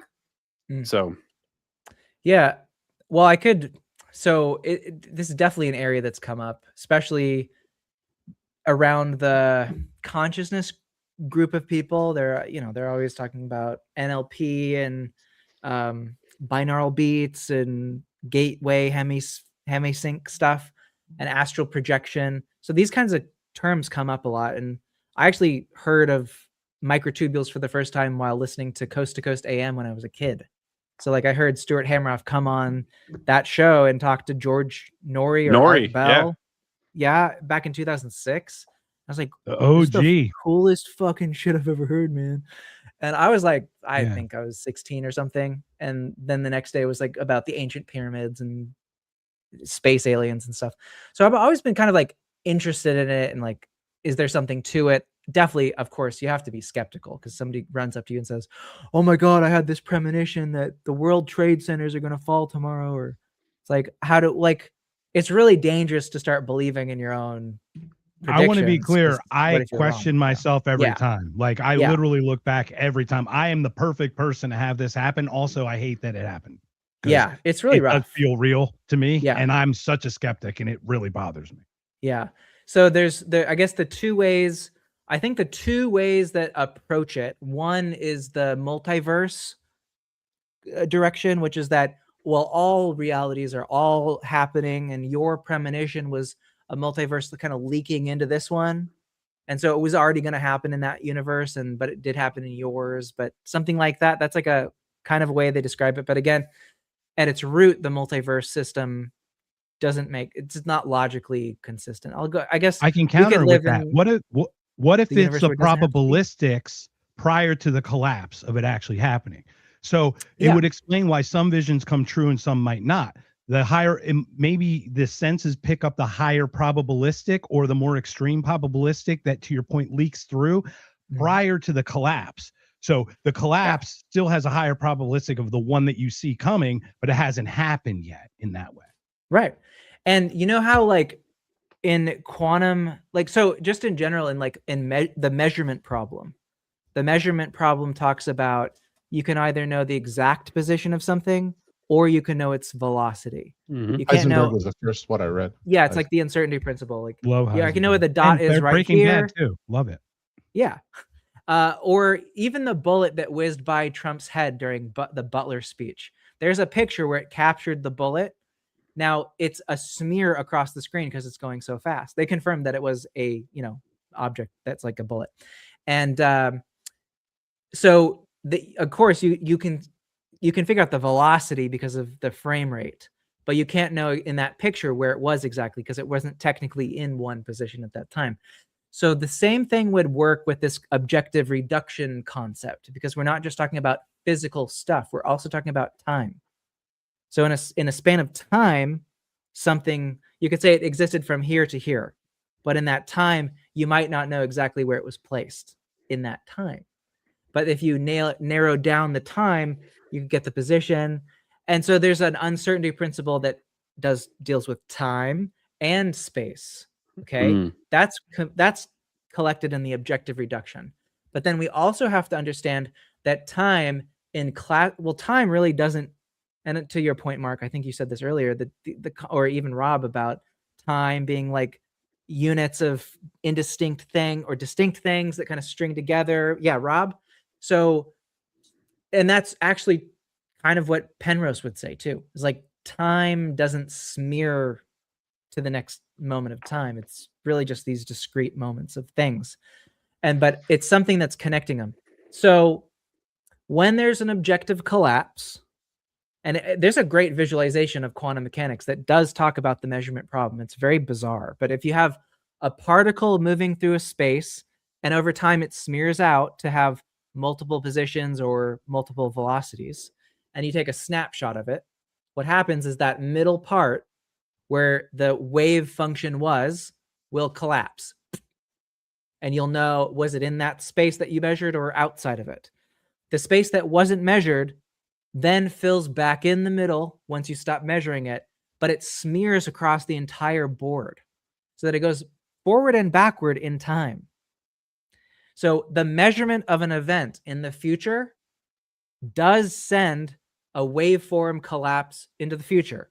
Most of what you experience, like your perception of time, is that forward domain of time. Probably because you've been rigged that way, because it's more conducive to you surviving. But it doesn't mean that your brain doesn't also have the same mechanism for measuring that objective collapse of events that are also in the future that are rippling backwards in time. So but that would also look at things like determinism. That would mean that the things that are happening in the future already happened. So that also causes another issue for the logic there. But it's not necessarily determinism, though. It's just the most probabilistic at the collapse, or the one that happens at the collapse. Right? Yeah, there's so it actually isn't is necessarily deterministic, because it is all probabilities. Because I've seen things that didn't happen. for example. And I know people, I know I work with like psychic mediums who have like actually told me where their track record, where they're like, I was off and I couldn't see, you know, they'll just be honest that they, and once again, this is all in the woo area, but once these are personal experiences. So, and obviously you spoke about your experience with the New York City with the vagus nerve, right? Isn't that where you I stimulated my the vagus nerve? nerve, and I was doing Wim Hof breathing Yeah. at the same time, and just thinking I'm just gonna raise my HRV, and I do the breath hold part like this, and then my vision goes white, and then it goes, and I am visually seeing New York Central Park, like pure as day, like as if, you know, according to astral projection, like sitting in the park, looking out of a pair of eyes. And this lasted for a few minutes, and it seemed like time dilated. And then I was back in my office in Seattle, and I was like, "What the fuck just happened? What the fuck?" I thought I almost and you killed knew what it was. That's the thing. Like you knew exactly what that was where you were. Yeah, That's it was, how sharp that was. It was like a lucid dream, clarity. I could hear things, I could see things. It was like there. And it was triggered by a very specific thing. And the weird thing was, it wasn't stimulating my brain, because I started in brain stimulation with ultrasound. And then I was experimenting. This is like the first time I ever tried stimulating my vagus nerve in my neck with ultrasound. The very first time. I had all these devices. And that's where Brent was talking about, where's the brain start? I guess the question to Rob, I guess, about the brain and where it really ends here, right? Because it literally runs through the body. Yeah, so I might have like triggered some, and again, when people talk about these gut feelings about something that's bad is going to happen, I mean, just the fact that if consciousness was something that evolution, let's say evolution is a force or something like that, was like, ooh, consciousness, the ability to observe myself and have a self-awareness of a situation so I can do things better. I want that. Okay, but if it's finding functions of physics that it can utilize for itself and have a survival advantage, if there are some weird fucking things in physics like time reversal or Planck scale dynamics, we could exist. We could literally be a version of ourselves that never figured out consciousness too.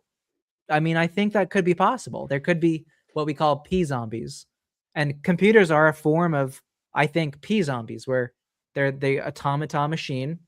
They lack the qualia system, because we don't need them to need it to perform, because we are that external viewer of the system. Computer will never experience awe.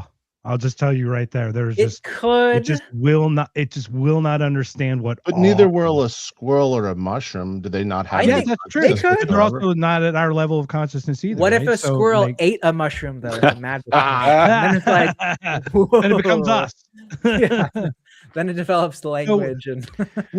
We're an hour 45 in, guys. I'd love for you guys to each take 5 minutes each and share something about yourselves or some question you guys have that we can ruminate over. Can I throw in one more quick thought on what you were talking about, Mark? Because it's fascinating to me. And I was thinking about Brent's question of like, what mechanism, like how could that work? So the first thing I want to do is like try to disprove it. I mean, I think that's where you got to go. And I want to say it was 2007 in Bulgaria. The national lottery hit the same numbers twice in a row. And people went crazy, like, this must be fixed, and I was crazy. But statisticians were like, actually, it's a surprise that hasn't happened yet, because it's the law of very large numbers. It's not the likelihood of those two happening in a row. It's all the lotteries that have ever taken place, the likelihood of that happening at some point. And so when you talk about your experiences, they are undoubtedly incredibly unique and unlikely for you. But there is a case that it's actually surprising that hasn't happened more often with all of the premonitions that people have had in all of human history. But then I'm shocked as well. Yeah. But to push back on my own argument, there are a couple other pretty crazy experiments. So there was one, and Brent, you might have been the one telling me about this, and then I went and looked it up, but it was like guys had to guess what the color or the number on a card, I forget what it was, a picture card, and then they'd flip and see the card, and they would not get it right unless it was a woman who was like sexually inviting. And that actually made them get it right at a statistically significant level, saying that like part of your brain is maybe a little more attuned to what's going on in the future if there's a chance to reproduce. And then there Or was the another- woman can send the signal better than whoever's holding the card. You know what I mean? Like we talk about intuition from the female. Look at Brent's This is fair just a side, picture on the card though Yeah. of a like sexy woman. So it's like you're Oh. primed for that. Then there was another one where so this is all like non-linear non-cause or non-linear causality. Sorry, that's the experiment they were looking at. So it was two schools, I think it was Duke and Stanford, and they had like 3,000 students go into this special room for lunch and just pick one of 6 items like burger, pizza, chicken, salad, whatever. And then 6 months later, all those same students went to the psych lab and pulled a card out of a deck, and it had one of those food items on the card. And they were like 70% more likely to have picked the food 6 months ago that was on the random card they got 6 months in the future. Again, what caused this? Who knows? What does it mean? A lot to interpret. But Sterling, I was loving what you're talking about time. Time is a very weird thing. When we talk about time, like in normal conversation, what we're really kind of talking about is the progression of entropy. And as far as we know, that will not randomly reverse. Right. We talk about the arrow of time, right? It goes in the one direction. And is that kind of what we that talk really about? is just the entropy part. Time, the passage of time as the universe moving forward happens at different speeds. It can seem to go by really fast to someone on the outside while it's almost stopped for you on the inside. Like what we think black holes do to time is just mind-boggling. And I have considered the possibility that maybe time is our deepest held psychological construct, and the consciousness of the universe as it's trying to move itself forward in a way that it believes is necessary, and it's created these layers to do so, has now locked us into just one direction in time. Even though physics will tell you time, like space, yes, it doesn't all exist right here at the same time, but it all exists equally everywhere and all the time.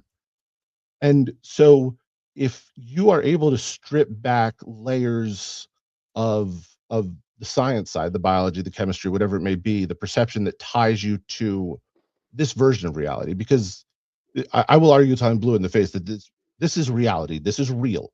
It's not necessarily the only one, but it's what we're experiencing. It is in every way real.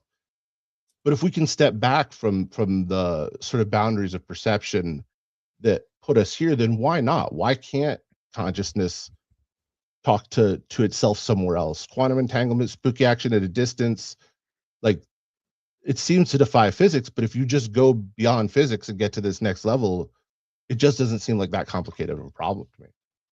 I haven't shared the whole concept of mine as well. So go ahead, gentlemen, Brent and Sterling. Go ahead.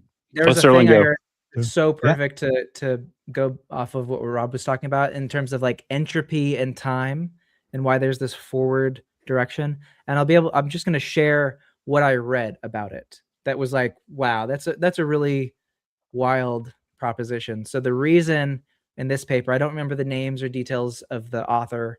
It was just on Twitter, but is that time seems to move forward because that which has happened is the process of entropy, which works like the way that we understand it is encryption. Like when you encrypt something, you make it more difficult to kind of unlock. And so the past has more of this kind of entropy encryption process eating into it. So it's not, but encryption doesn't mean it's technically impossible to de-encrypt. Just like the reason why we move forward is because it's less computationally intensive to move into a less encrypted space. But backwards time is already, there's so many, again, computational objective reductions. You can't piece it, you'd have to have like a supercomputer to be able to go back in time, essentially. But humans can, in a sense, and I'm going to pull in like, if you talk about like NLP or hypnosis or trauma therapy or Tony Robbins, all these guys will talk about people who have like a really heavy past, who can't face it, who are dealing with this kind of like future states of themselves, will go back in their mind in time and reroute the pathway that they take when they think about it. so that like some horrific event that happened when they were a child, they have to go back and physically like re-encrypt it in a different way. And that's again, that's a capability of an advanced computational ability in the face of encryption. So an entropy wouldn't necessarily be, generally entropy is going to eat us all, right? I agree with that. But there might be little holes where, you know, there's an easy pathway to, or a pathway that's worth the time to fix. But that's why we feel like it's forward, because it's easier. It's a little bit easier to move forward where there's less encryption, maybe like a blockchain kind of idea. You know, it's easier to mine new Bitcoin than it is to go back and hack the blockchain in the past. That could be kind of our universe's way of creating the illusion of time or something. So you're saying the past is like baked into a point where we just have to know exactly every parameter, just like if you had like a Scotty beam you up, you had to know where every piece of atom is before you can get reconstituted, I guess. Is that kind of what you're saying? But in a and that's what, like, if you've had an all-knowing, all-seeing machine system that knew every detail of your life, it knowing all those structural story narrative components, I could see an AI getting dangerous if you fed it in every pain point of your life, could technically get that ability to sort of like, it could kind of reprogram you pretty easily. But I could see with like EM with the light, you know, light programming and all the other kinds of healing, and obviously what Brent would definitely promote, and probably all three of you guys too. So that's you have to have the will to want to do it. That's probably, I think that's the best lesson in hypnosis. Is I learned this from Scott Adams, is, you know, people when they go in for hypnosis, and he's a trained hypnotist, so he's like an expert on this, and rest in peace, obviously. But he would say that, he would say that you have to like want the thing to happen in a sense. Like you're not going to be like, if I don't want to be hypnotized to like balk like a chicken, no, not even the best hypnosis person in the world can hypnotize me there. But it is possible if you really know the location of this. I'm kind of orienting to the back of my head, like that's time in the past and this is time in the future. There's a possibility to do it. I've seen this kind of stuff happen. I've been to these. But one is actually openness, though. I would argue, like some people are very easily convinced and very open to that, even if they don't necessarily want it. They're just open to doing it, if that makes sense. Like they're just not resistant. I've seen like Darren Brown and people, and I can tell exactly who they're going to get you to say by the questions he's asking. I'm like, don't say Mickey Mouse. Don't say Mickey Mouse. Say Silver Surfer. Say anything but Mickey Mouse. Say anything, you know, and then it's like they go to Mickey Mouse and they're like, oh my gosh, you blew my mind. You're like, he put you exactly where you needed to go, you know, because of the suggestivity of it. But anyway, so. But he also was going to be more hypnotizable too. Like he selects you to be, he's filtering through. Absolutely. He does it through music. He looks through the crowd. He can tell who's like zoned out or who's like, he could. It's a skill. It's like that Oz guy, the guy whatever Oz, Dr. You mean Oz, Oz? whatever the Dr. Oz? No, not Dr. Oz, but Oz Perlman. I've seen him. It's Oz Perlman, but it's Oz. Perlman. He says it Oz. Okay. Yeah, he's the guy that got Rogan's pin number and all this other stuff. So. Yeah. Also clear. I see his tricks, and it's like, I know what you're doing. I know what you're doing. So anyway. Brent, any final words, guys, before we call it, man? This has been so exciting. Thank you so much. Hopefully we have a couple more of these conversations, because, man, you know, I'm going to be listening back and just picking up some more and more things, because I'm just grateful for it. So thank you. So everyone share your stuff, go around the circle, and then we'll call it a night. Well, I guess I'll go first then. So you can find me on X at B Gets Better. It's my personal account. I've got Anarcho SCC for Anarcho Syndicate Clothing Company, also at anarchosyndicate.com. I talk a whole bunch of shit online on X. Rob and Mark, you're pretty well aware. I think maybe even Sterling sees me once in a while. I don't know what the algorithms. Look out. Yeah, fuck Tim Burchett. Yeah. But I talk a lot of politics, philosophy, science, whatever, man. Like whatever. I'm ADD as hell. I'm into all the stuff, psychedelics, consciousness, man. This is my wheelhouse. So that's me. All right. Rob, go ahead, man. So there are these monks that live in the Himalayas that will soak themselves in water and go out in the freezing cold and can meditate and raise their body temperature like 17 degrees. And it has always blows my mind And I have dedicated much of my life to exploring the tethers and outer limits of human consciousness, meditation, shamanic journeys, and entheogenics of many different sorts, of as much as I could take. Like, I am down to push boundaries. I came across Brent like what, 5 months ago now, and the Aiming Up podcast, you get the most amazing guests. He turned me on to you, Sterling. I think about this stuff all the time. And then Mark, I heard your full story and I was like, I don't believe in coincidence. I do believe everything's linked. I was like, I found a crew. This is cool. So I really, really appreciate this. I'm at Prosper Charlotte, PROSPERCLT 2023 on Twitter, although I'm going to change that handle soon. It's from when I ran for mayor 4 years ago. And yeah, thank you all. I'm looking forward to doing this again. I love it. Sterling, man, close it out. Yeah, thank you guys so much for having me. Came from a long day at school. I'm a college kid nowadays, but I still get on Twitter. My handle is Sterling Cooley. I will fight you and debate with you if you want. I don't pull punches. So, but yeah, I love to share stuff about news about xenon, microtubules, ultrasound, consciousness. So I'm kind of a good resource for that collection of subjects, and a little bit of politics here and there too. But thanks for having me. Love it. Well, gentlemen, thank you so much. Hopefully this opens the door to more. Sterling, I'll share you the podcast that I share with Rob, so you could just listen to it in the background, but you'd be like, no. And I still listen to it going, I still like look back. But anyway, gentlemen, Brent, Rob, Sterling, gentlemen, this has been another Not Conscious. Thank you so much. Stick around so we can say our goodbyes, but we're going to close this out with the nice outro, which is also the intro. But once again, at Drop the Mask Pod. Thanks, brother. Jason, hope your daughter's doing great, man. Peace out, everybody.